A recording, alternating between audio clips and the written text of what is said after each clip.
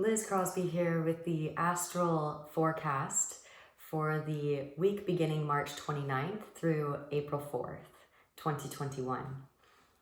And we'll be finishing up the full moon energy as the moon moves into Libra and stays there through Monday.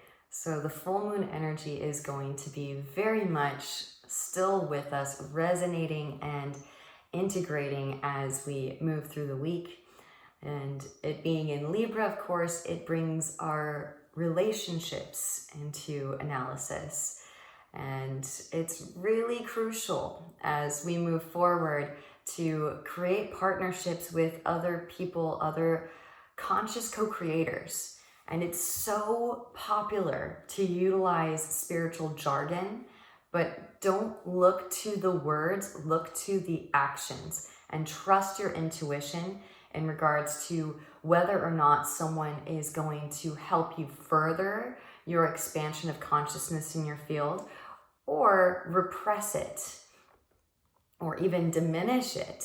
Sometimes people actually are humming along at a lower vibrational frequency and they want to actually pull you down to their vibrational frequency. So really pay close attention to how you feel when you're interacting with people. Do they elevate you or do they create drag? This is so crucial, and Libra is, of course, so androgynous that it is not even a person, it's not even an animal, it's a straight up machine. So it's the only sign on the zodiac that's just a mechanical machine. And sometimes Libra gets a bad rap for being considered a machine or kind of mechanical in their movements and their behavioral patterns. But this isn't something to be fearful of. We actually want to utilize some of that almost robotic type energy to learn how to navigate into new space. And that was something that I definitely utilized when I was, and I still do, when I'm learning how to hold space in my field. I just tell myself, like, I know that if I put this here and this here, then they will balance each other out and I'll be able to hold this shape in space. And sometimes you need to kind of become your own electromagnetic engineer or architect in creating the conducive environment that will allow you to start exploring and gaining familiarity with space. So for instance, utilizing the wall for your inversions and walking your feet up into an L shape and getting comfortable with engaging the muscles, firming and toning the muscles to the bone, and teaching them, training them to do their work. And we see all sorts of imagery and filmography that creates fear around this. I'll use the obvious science fiction film Terminator, right? And they're purposely trying to create fear around us realizing our infinite potential. So don't be fearful of the Terminator that we are. So I don't know why I always think of Terminator whenever I think of Libra, but again, very mechanical, you know. And there's that funny moment in the second Terminator where John Connor is trying to teach Arnold Schwarzenegger how to exhibit emotions, how to feel emotions. And yes, of course, Libras do feel emotions.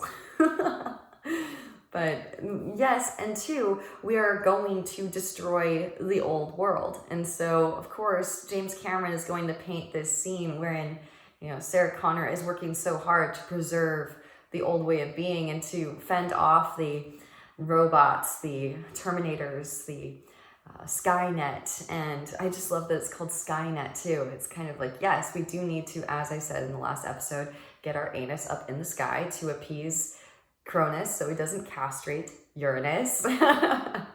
Maybe go and watch that other video if you don't get it.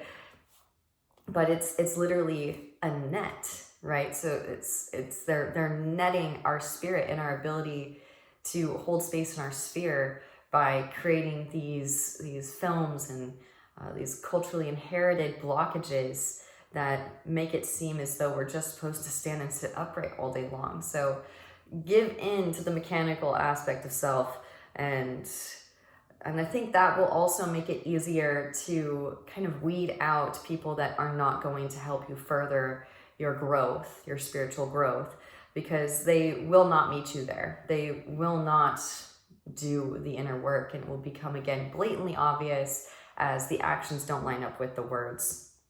And we see this throughout the week too. Honestly, guys, it's a theme, and it's rough. It's rough for me too as a Leo. I love to see the divine in everyone, and I want to think that everybody is a team player and that everybody wants to expand to their greatest potential. But not everybody does, and that's okay, and we have to respect free will. In certain starseed locations wherein we're living in higher vibrational frequencies as a species in the planetary grid, they don't necessarily believe in free will because they can see metaphysically across time and space how not going with universal laws and aligning with divine will causes unnecessary pain and suffering in the long run. So they choose not to entertain going against divine will. So we're not there yet, and we need to respect when people want to still engage with the Kali Yuga program, which is the devolution program, and they want to continue to accumulate more karmic debris, and that is completely up to them. They can totally do that, and we can still love them from a distance, from a safe distance, so that, again, we can continue to do our work, because Chiron's and Aries, everyone, we need to light the karmas on fire and lead by example. And honestly, it's going to get rough because the Kundalini energy is going to run through each and every microcosmic vessel with more intensity. And so the distortions are going to make their presence more and more abundantly known to each individual. And we'll see a quick turnaround. So I always like to joke, I'll shock to pot you later, right? So on the 29th, we have Mercury conjunct Neptune. Yeah. There it is again. So Mercury is going to be communicating to us who is with us and who is against us. Because it's so common too, especially in the workplace, covert manipulation and ulterior motives. All of that is going to be completely dissolved by Neptune, and Mercury is chiming in and transmitting to us, communicating to us who is actually against us, who is actually with us on this journey of embodying sacred geometry. No ulterior motives, and no denial about the universal laws, the hermetic principles, these fixed aspects of self, and the inner work that needs to take place. Like actually transmuting the shadow aspect of self, not pretending to, and then still feeding those entities. So, right, the Neptune is in Pisces, so it's like dissolving absolutely everything. And I get this vision, reminds me of when I was back in college. I was a very, very passionate surfer for a really long time. I still surf occasionally from time to time, but I just wanted to share surfing with everyone. Like I wanted everyone to feel what it feels like to ride the tube, to nose ride. And I sometimes would get really, really excited about it, and a lot of guys at parties would entertain it because obviously it made me very excited, and so they would, to kind of lead me on, say that they would be interested in surfing, and then of course they weren't. They wouldn't want to go surfing, and so I just ended up wasting all this energy putting the boards on the car and setting up a date and a time to meet up with them or carpool with them to go to the beach, and they weren't really interested in going, and so it just became this waste of time and energy. And so save that energy for your own excavation, save it for your own temple build for spirit, and they'll come around. So if you build it, they will come, sort of thing. And if they need to drown in the same waters that we're surfing in for a little bit, that's okay. You kind of have to let them experience that. Experience is the best teacher. Everybody has their first rock and tumble when they're first learning how to surf, right? It takes maybe a session or two to learn how to actually paddle out and duck dive, or turtle if you're longboarding, and how to move with the water instead of fight against it. And again, there's so much water in the chart. So Neptune and Mercury both being in Pisces, it's sink or swim time, guys. So lead by example and swim, surf in the waters, be the mystic.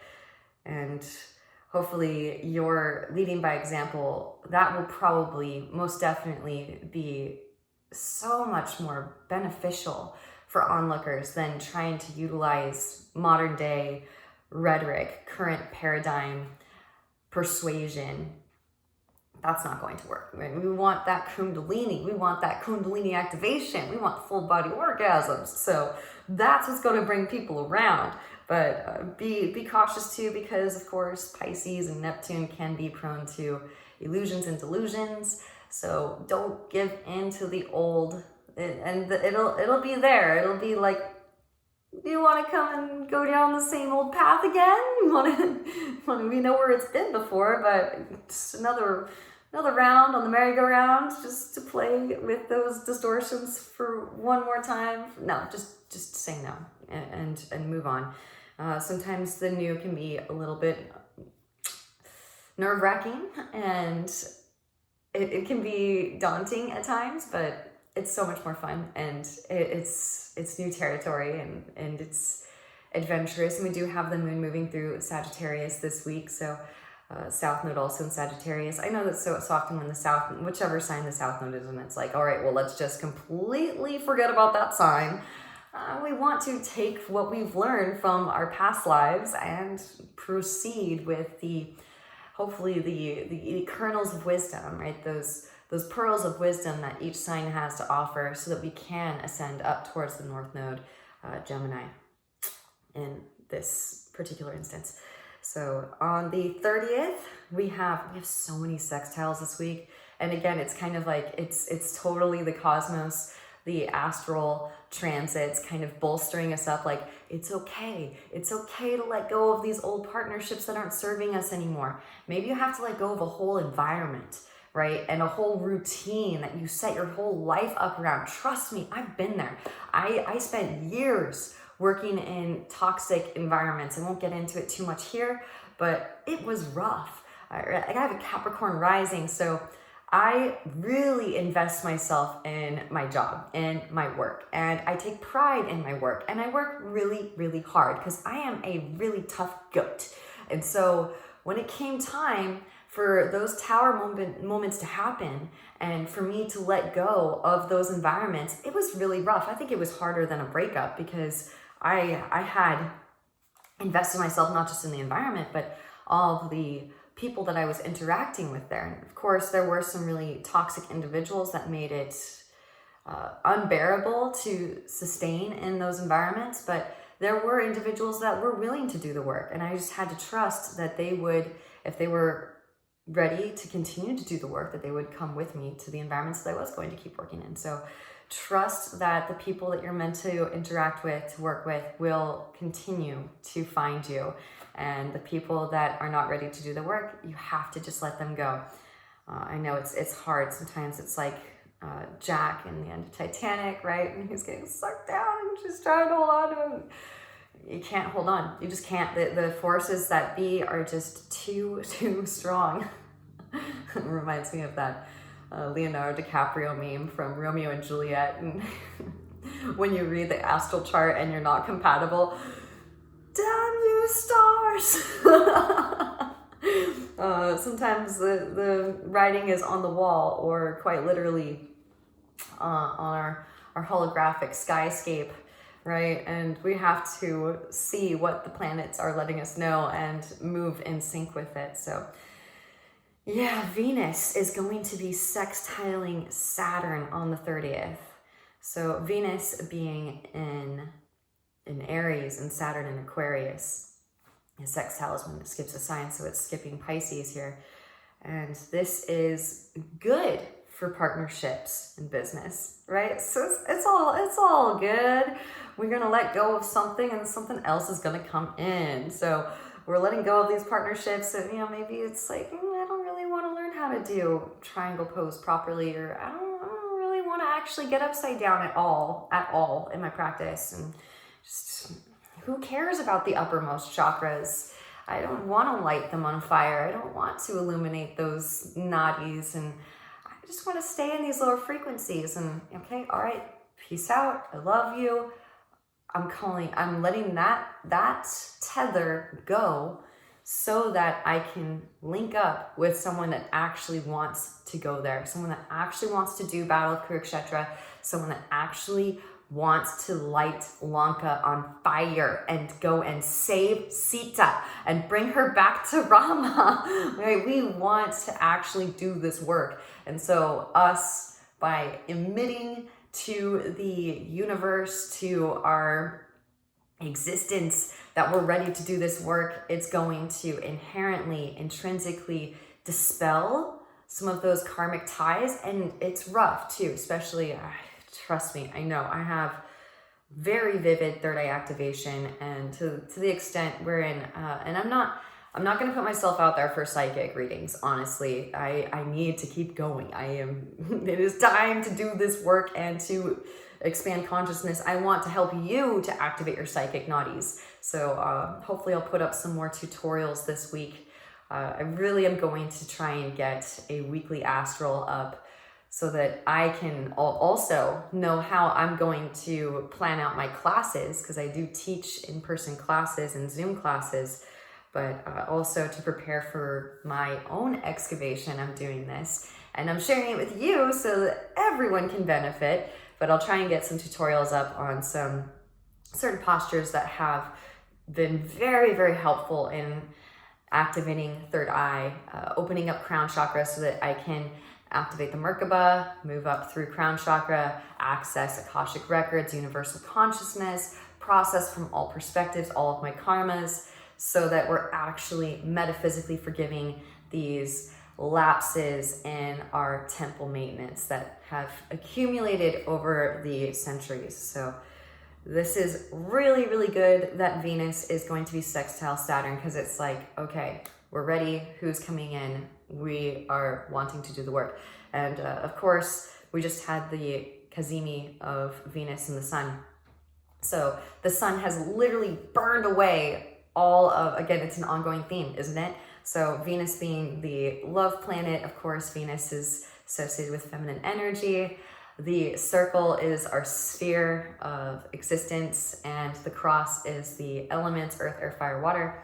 And right, you have all the crosses too in astrology, the cardinal cross, the mutable cross, and the fixed cross, and those are all the elements, each one individually.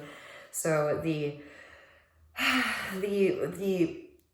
want for this toxic current paradigm, Kali Yuga romanticism has been burned out.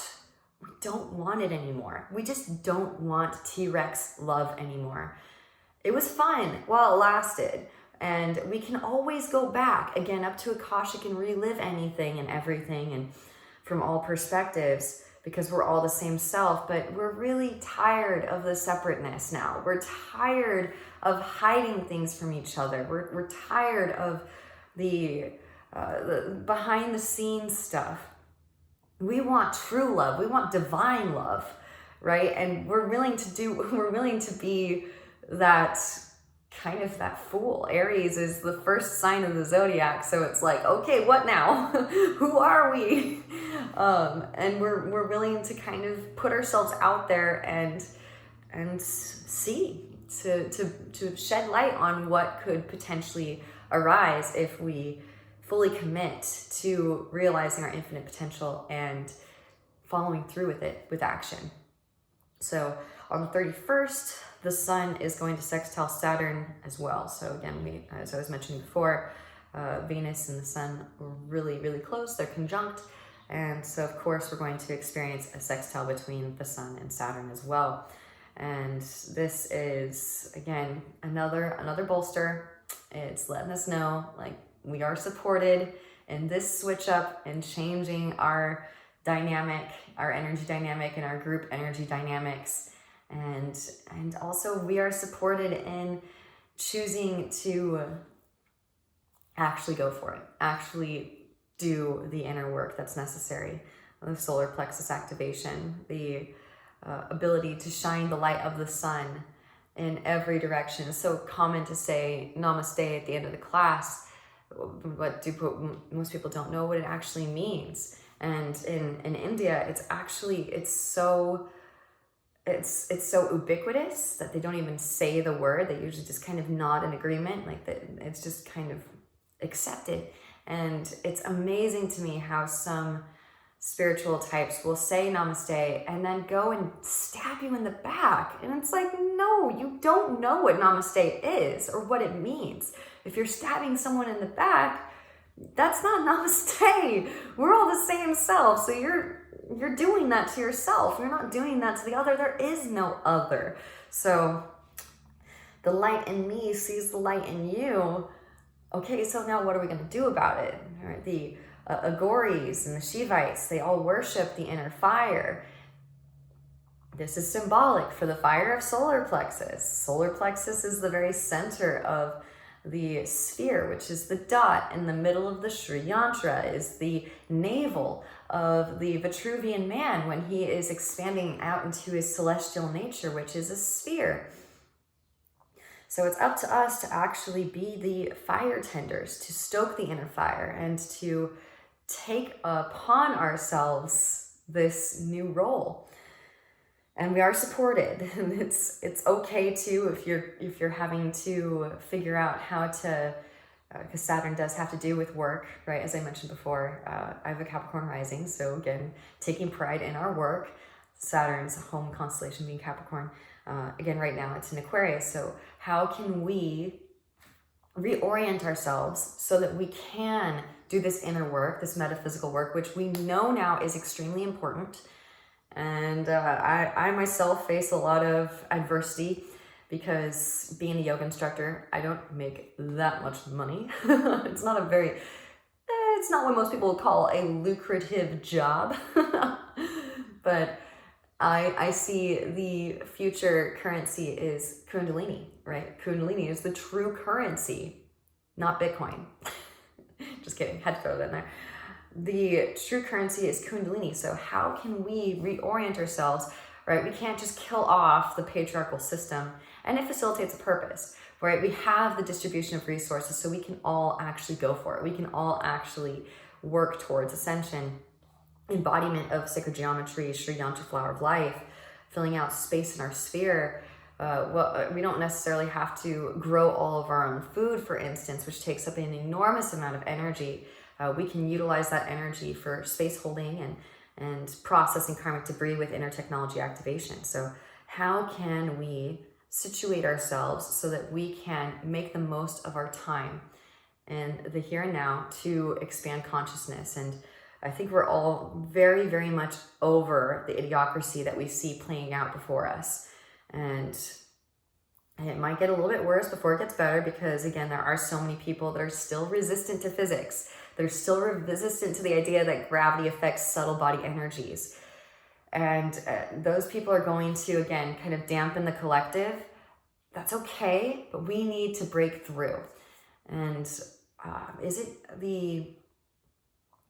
in the chrysalis phase, when the caterpillar is transforming into the butterfly, there are these imaginarium cells that can foresee how it's going to reconstruct itself. And they actually get attacked by other cells within the construct. So that's kind of the situation that we're in right now. We might actually be kind of like Agent Smith, attacked by some people. It'll be more so subconsciously, kind of like how in the movie The Matrix, people will turn into Agent Smith. They don't get to decide that they turn into Agent Smith. They just do. So don't take it personally. That's not their true self that is going on attack mode. It is the dark trying to preserve itself. And we've had it. It's over. It's done.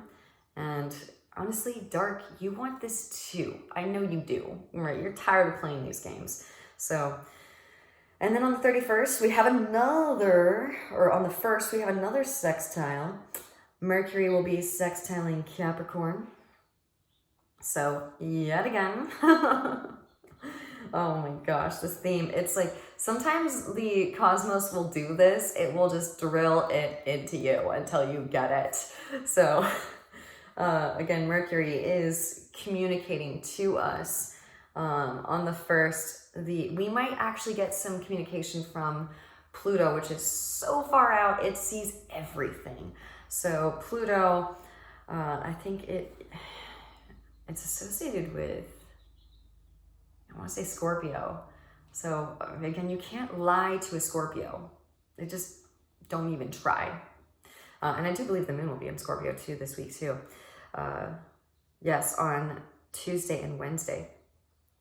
So some of that Scorpionic energy is going to come through the moon being in Scorpio and Pluto. Pluto is in Capricorn. It's in its final degrees of Capricorn. On the 1st, Mercury is going to be finishing up its final degrees in Pisces. So we are going to see how we got caught up in the illusions and delusions, and how we were distracted from doing temple maintenance, how we were distracted from our metaphysical duties, how that manifests throughout human history, and also we'll receive the blueprint for how to navigate out of this quagmire, out of this metaphysical entanglement, how to disentangle ourselves so that we can actually realize our infinite potential. And there may even be, it's kind of interesting too, how these different transits can actually spark certain things to happen in 3D reality that brings things to the surface. So if there's some drama that comes up, try to disregard it. Don't let it affect you. Just, rest in the knowing. You knew that was not beneficial and was not serving, and know that if it isn't serving you, it isn't serving the collective. So move on, let it go, make your peace with it. So, but how perfect is that this week? It's starting with that super full moon in Libra, analyzing our relationships, and then experiencing the conjunction, just dissolving all of those distortions, Mercury and Neptune and Pisces, moving through to the sextiles, which is again bolstering us and letting go of the relationships that aren't serving, that aren't helping us to expand and progress. And then creating that space so that we can let in the new relationships that are actually willing to go the distance with us. And then the reaffirmation by midweek, towards the end of the week, that yes, indeed, these relationships were not serving. And if something doesn't come up, don't hold on to that either. You don't need the reaffirmation from your external environment. If it comes up, great, that may help you to release it, so that you can create more energetic space for that new energy to come in. But don't try to hold on to that event happening if it's something to do with a romantic relationship or a relationship in the workplace. All right, and then on the 4th, I'm really excited for this. We have the Mercury moves into Aries. So yes, I love it when Mercury is in a fire sign. So we're going to have a little bit of a switch up as to how the great communicator reveals to us where we're experiencing attachments to Maya, the illusion. And that will be at the end of the week, I believe, on Sunday. So we are finishing up our round, Mercury and Pisces, and moving on into Aries. So I'm excited. I love fire energy, of course, in the chart.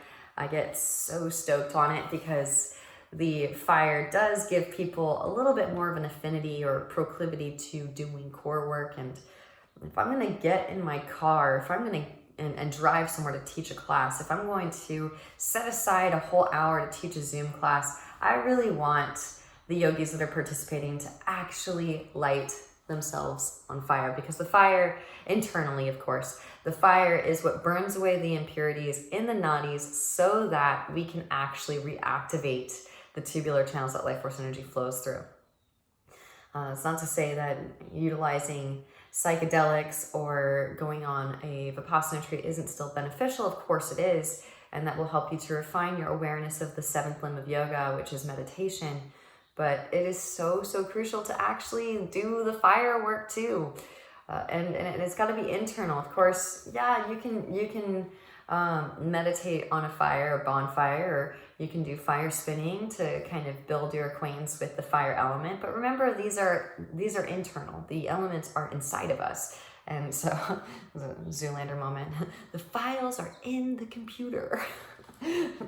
Oh man, I like older movies. I'm trying to get into newer movies. It's really hard. I can't. They're so bad. But I find it kind of fascinating how the movie industry has been subtly trying to diminish our Kundalini conductivity. Just think about this word, or these two words put together, and what it sounds like maybe if it were one word.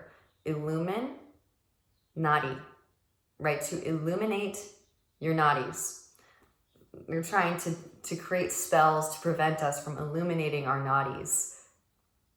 So it's time to illuminate those nadis and to raise that Kundalini algorithm for the collective consciousness. And don't let those limiting thought forms, and be okay with that too. If it's not anyone outside of yourself, if it's your own limiting thought forms that's holding you back, you got to be willing to accept and honor that too. And be willing to die unto that self that is sabotaging you. And to a certain extent, if you are allowing people into your life that are sabotaging you, you allowed that. So you have to examine that part of yourself within yourself so as to prevent that from happening in the future. And again, if we put all of our energy into the reconstruction of the temple, that in and of itself is devotion.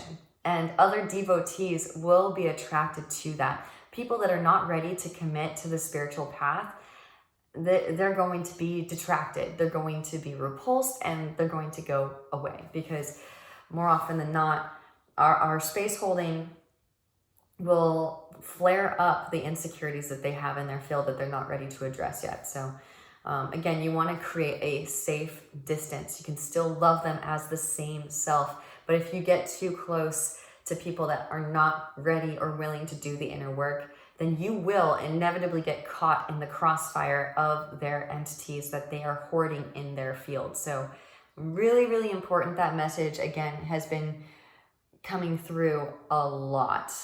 And the Sun and Venus are both in Aries, and they're going to light up Chiron. Chiron is the wounded healer. And I think I mentioned this a little bit last week, but the archetypal role is reflecting our current state of energy and maybe our lack thereof, our lack of ability to send energy through the central axis. So as the mythology would have it, Chiron remains wounded. That's what they want us to embody. They want us to stay wounded. They want to keep the Skynet. They want to keep us enslaved and continually reincarnating back into the system so that they can feed energetically off of us. And so we can actually heal ourselves. And there is actually another story that's starting to gain more prominence, wherein Chiron works with Zeus through Hercules, because Hercules is the one who injured him in the first place. He's a immortal centaur. And so when he gets injured, it's like you're injured for life, kind of like, I talk a lot about movies, but there's this really funny movie with Bruce Willis in it called Death Becomes Her. And these women basically become immortal. And so, but when they're injured, it's like a big deal because they're immortal. So they have to deal with it. They have to somehow, and luckily Bruce Willis is a plastic surgeon, so he can keep fixing them. But then when he passes away, it's like, oh, now what? You know, we lost our plastic surgeon.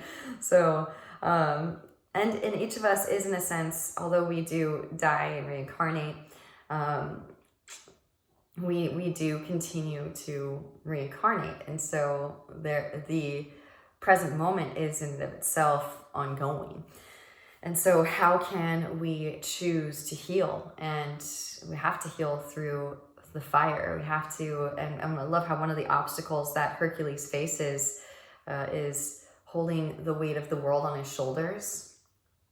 And that's another phrase that we hear a lot. Don't hold the weight of the world on your shoulders, which I think the Beatles might have sung, which we all know that they were kind of involved in some of that stuff too. Honestly, even way back then, if you make it that big, you've done something.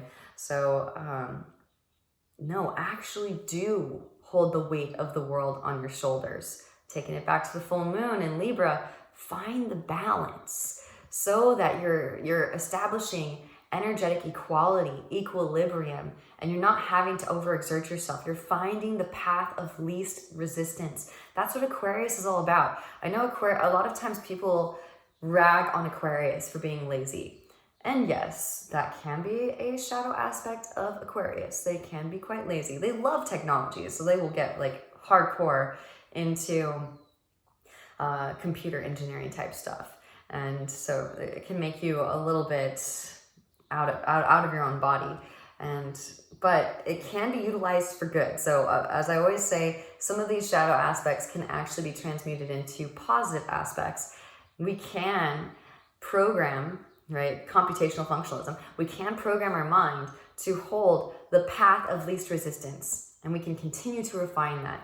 So find as much expansion as you possibly can at the beginning of the week with the full moon in Libra, and then try to hold on to it as we move into the waning phases of the moon, into the quarter moon. So, and I'm going to keep talking about that too, because I do not hear any astrologers talking about it whatsoever, about the waxing and waning.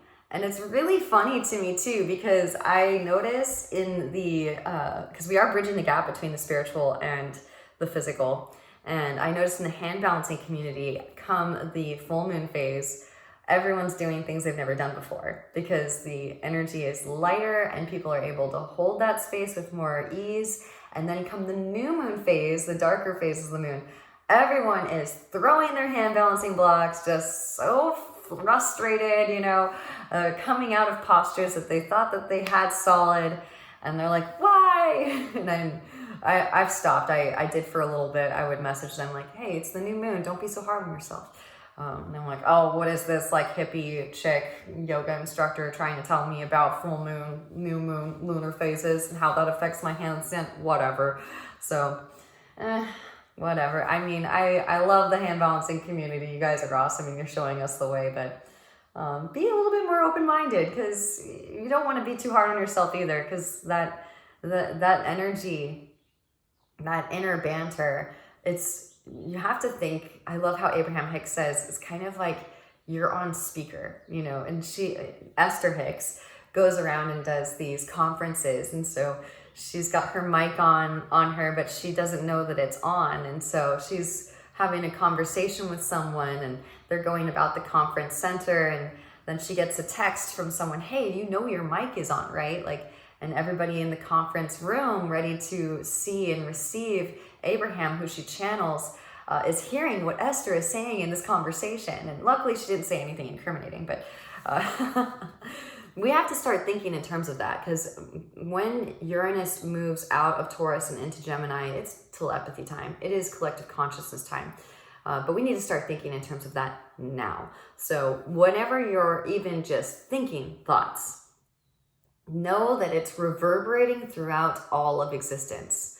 And whether or not people are able to access Akashic records right now or not, it doesn't matter, because when they are able to access it, they can sift and sort through different time-space continuums. So they can go back to when you were thinking or saying something about them and know that you said that about them. So it is so, so crucial that you learn to just think, I'm on speaker all the time. Absolutely anyone and everyone can hear my thoughts. And in fact, they do on a subconscious level. So start to think in terms of that.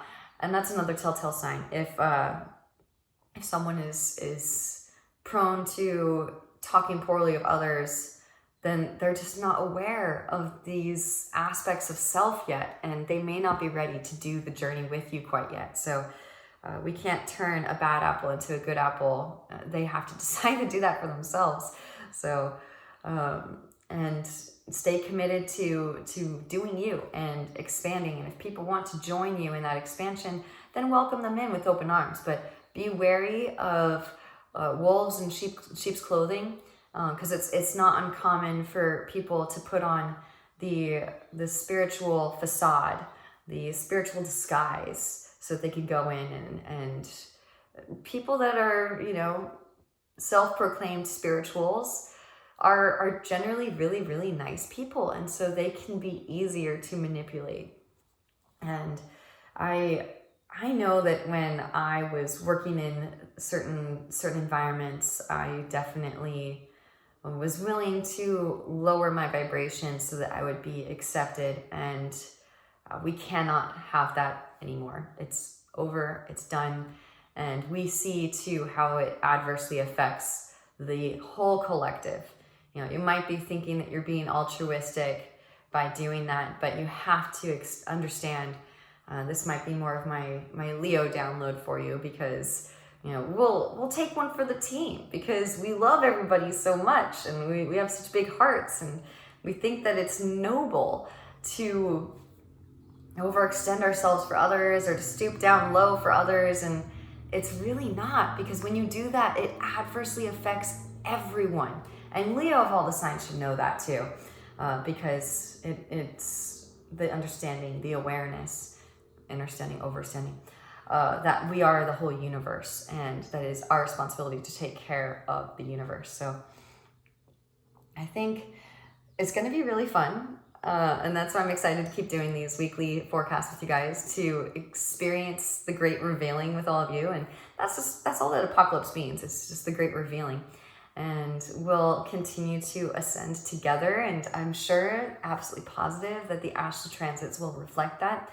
And so I'm excited to continue to convey to you how to neutralize these various astral transits as they come up, and how to best surf these waves of the mystic and not get pummeled or caught inside by these massive sets that are going to start coming in as we continue to raise the collective vibrational frequency. And again, just to close, trust that if they're meant to be in your life, they will join you on this path.